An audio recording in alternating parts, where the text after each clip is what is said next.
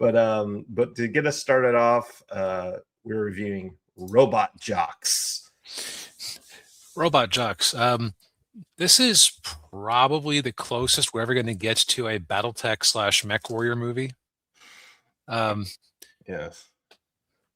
So this is a delightful product of the 1980s when you had Battletech on the board as a series of board games and novels. You had Robotech on Saturday mornings, and boy, somebody really decided to go all out with as much as they could with the B-movie budget. Well, those someones were the producer Charlie Band and director Stuart Gordon. And for those of you who are wondering, Charlie Band, kind of one of the kings of B-movie schlock. He basically invented direct-to-video, and he's most well known for the Puppet Master franchise. So he's also kind of through a few levels of abstraction responsible for Netflix. Yeah, basically, yeah. And then the director and writer Stuart Gordon, he did directed Reanimator, and he also did other like Lovecraft adaptations like From Beyond and Dagon. And I forgot to mention this before the show when we were talking. I believe he was the original writer, and he was supposed to direct Honey, I Shrunk the Kids. Huh. Yeah. Because I think he came up with the concept for it originally. So that kind of imagination, I can see where this would appeal to him. Oh yeah. So Robot Jox takes place in the future world, like post World War III, where it's basically the U.S. and the Soviet Union, but it's not called I think it is the U.S. is still the U.S. if I remember right. That I don't recall. I know that the other country is the Confederation, which is kind of funny for reasons we'll get into. Yeah. And so following World War III, they decided that there wasn't going to be any more open wars between nations, and they weren't going to. And so any like land disputes or anything were going to be resolved with grudge matches with two giant mech robots. Truly a more enlightened age. Yes, indeed. And of course, the pilots of the Robot Jox are, like little mini celebrities, or not mini celebrities. They are celebrities. And our main character, his name is Achilles. He's played by Gary Graham, who I remember from Star Trek Enterprise. He played Ambassador Saval, who's the Vulcan ambassador, who was always butting heads with Scott Bakula's Captain Archer. And he's like kind of like he's the great robot jock now for I'll just say the United States. And he has to fight in this one match against Alexander, who is this, he's kind of like Dolph Lundgren in Haraki 4, only with a much bigger mouth. Yeah. I don't think he actually said the words "I must break you," but he definitely meant it in every scene. Oh yes, yeah. And of course another character in there. What's interesting is you got a lot of characters named after with Greek names. Like there's another, basically like the love interest, Achilles' love interest. Her name is Athena, and it's funny, you got these Greek names, and then you got the one pilot, the great pilot who's basically now a coach, and his name's Tex Conway. Tex Conway. He wears a black cowboy hat. Which is actually kind of symbolic now that I think about it. Yes, it is. Yeah, so the movie basically... So first off, of course, with the special effects budget this thing would have, that you are not going to have constant wall-to-wall mecha action. Like those are always the most expensive scenes to shoot, even in like modern productions like Ultraman or whatever. Right. So you have a lot of on the ground intrigue. What's interesting about this one is I appreciate that it doesn't feel the need to ironically comment on its premise. Yeah. Like, these are characters who live in this world, and it's just like, yeah, of course, battles like for who owns Alaska are settled by giant robot duels. What are you talking about? Yeah. There are a lot of parallels in this to Battletech, which I guess I'll just go ahead and unpin that right now. Yeah. So first off, Battletech has a faction who is like a mix of Soviet Russia and China called the Capellan Confederation. And what is the enemy nation called this one? The Confederation. Yeah. And what do you know? They're basically communist stand-ins. You've got you have some real parallels to in Battletech. They have this world called Solaris 7, which is like a gladiator world. And so like a lot of like having this third party commission manage the fights, having audiences for the fights, having accidents when security breaks down and safety measures break down. That's like a very Battletech type thing to happen. Yeah. I would say that these robots are slightly goofier than Battletech in terms of like what they can accomplish.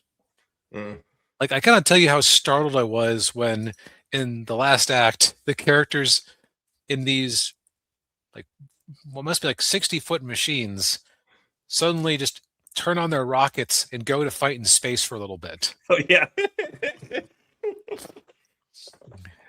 Like that's Mazinger anime type stuff right there. Oh yeah. Yeah. For what was like by the standards of the premise, like a fairly grounded story. Yeah. Other Battletech similarities, Athena, the love interest, she's part of this genetically altered race of supermen who are designed to like be the best robot jocks possible. Robot jocks, of course, being the term for the Mechwarriors. Yeah. But and the creator of her kind is always bugging good Mechwarriors for samples, or Robot Jox for samples, which is also a little bit Battletech. Yeah. Even the way that these 80's what do you call it? 80's exercise video looking characters who are these genetically superior people is even reminiscent of Battletech, with them being just as the clans in Battletech are not exactly down for sexual mores. If you follow me, it's very like free love, which kind of fits what we see here a bit. I would say that this is mostly a character story about Achilles, which is actually handled pretty decently.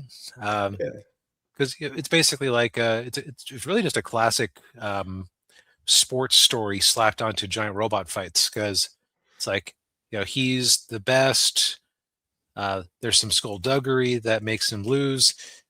He tries to save the audience when a weapon goes off outside of its, or a weapon goes off uncontrollably, but the weapon drives him back and he smushes a bunch of people, so he has some PTSD he has to deal with. And meanwhile, they're trying to sort out who basically, some of the terminology in this is kind of silly because it's like, oh, quick, deploy the green laser. The green laser was our secret weapon. How did this happen? Why do they have a green laser too? Yeah. There's some espionage subplot in the movie. Yeah. Yep. Which I think I give this enough of a subtle recommend that I don't feel the need to go into great blow by blow on it. Yeah. Aside from to say,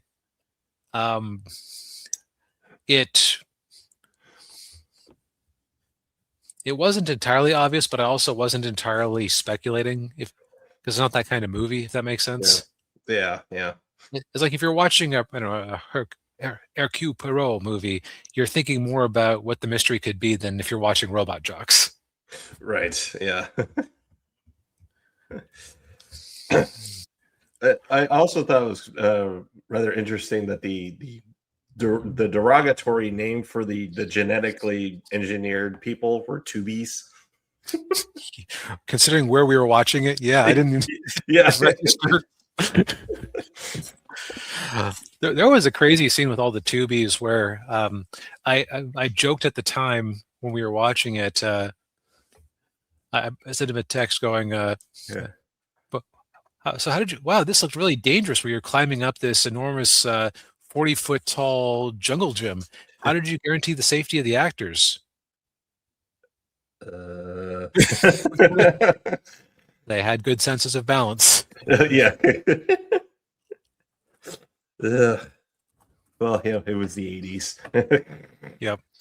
I mean, it wasn't too much further before this movie was made that you could dynamite a horse legally. That's true. Well, you could thank John Landis for a lot of that stuff, Right. All the safety measures and everything. Yep. He destroyed United Artists, but less animal cruelty. So. Well, that was Michael Cimino was the guy that did those Heaven's Gate. I was talking about John Landis with the Twilight Zone movie.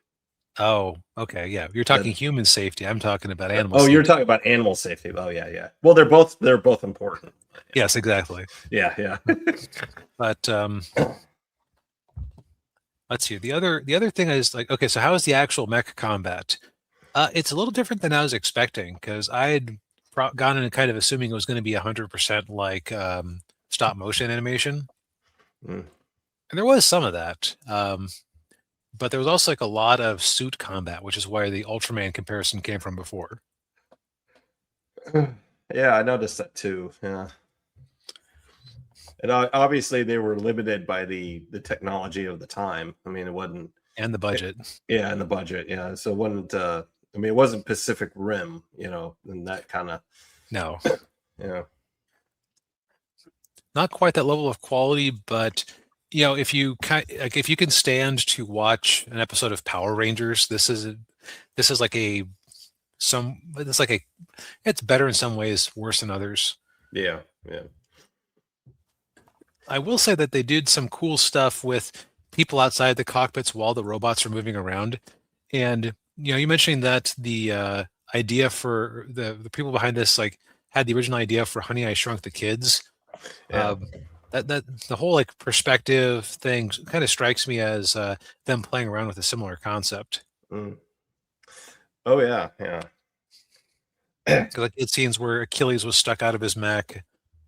Force perspective where he was at the feet of the mech, just things like that. Yeah. I mean, they did a good job with what they had. I will say that. Yeah.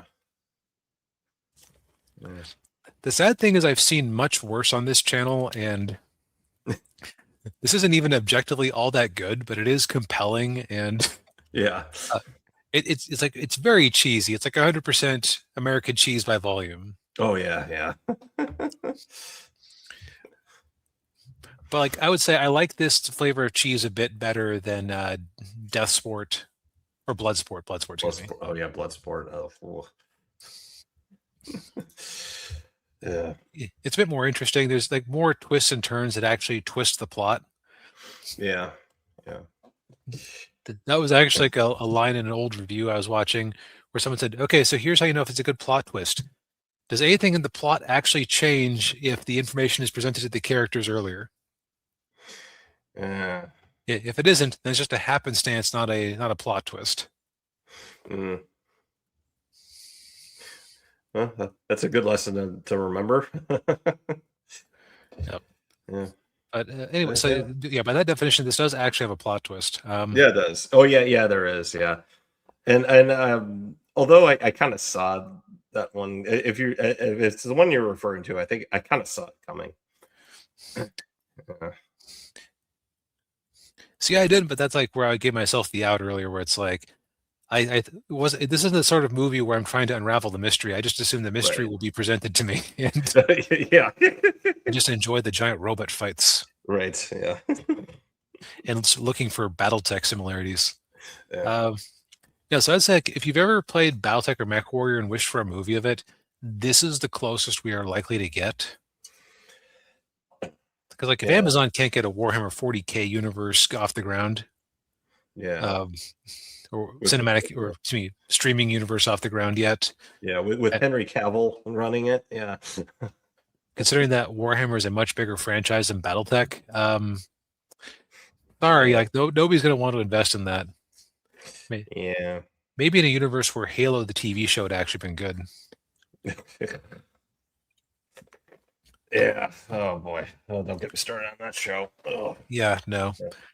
This is currently available to stream for free on Tubi.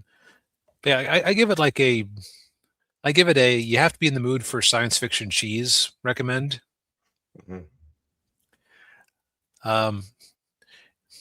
Daniel, do you have any additional thoughts? As somebody who doesn't have the same, I get that Battletech similarity as I do. Like, does it stand up just as a independent thing? No, it does. Yeah, yeah. No, I enjoyed it for the most part.